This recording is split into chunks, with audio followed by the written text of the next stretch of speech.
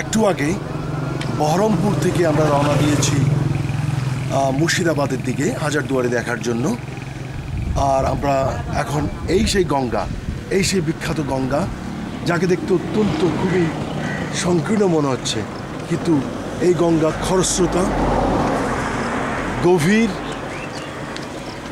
আপনারা নিশ্চয়ই জানেন যে ফারাক্কা বাঁধ দেওয়ার ফলে এই নদী তার নাব্যতা ফিরে পেয়েছে। যদি ফারাক্কা বাঁধ দেওয়া না হতো এই নদী শুকিয়ে যেত। ফারাক্কা বাঁধ দিয়ে ওদিকে বাংলাদেশ থেকে যে গঙ্গাটা পদ্মা নাম দিয়ে বয়ে গেছে, সেটা নাব্যতা কমে গেছে, কিন্তু জল গড়িয়ে যাচ্ছে এদিক দিয়ে হুগলি জেলা এবং 24 পরগনার মাঝ দিয়ে এই নদীটা চলে যাচ্ছে। কিন্তু এটা আসল গঙ্গা না হলেও এখন আসল গঙ্গার নামেই চলছে।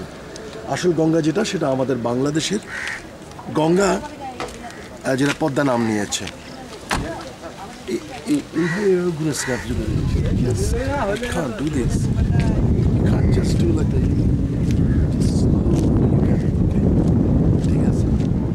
আর এই গঙ্গার পাশে ওরা কি জেলে জেলেরা করে, আর ছোটো ছোটো ডিঙ্গি না, ছোটো ছোটো ডিঙ্গি আছে এদের।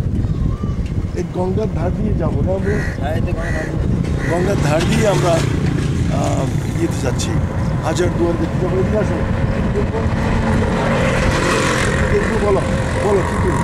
লালবাগ, হাজারদুয়ারি, ঘাটাল মসজিদ, লালবাগ, আর তারপরে সিরাজদৌলের সেই সিরাজদৌলের সমাধিও আমরা দেখবো। সমাধি, আরও অনেক আছে সব দেখার।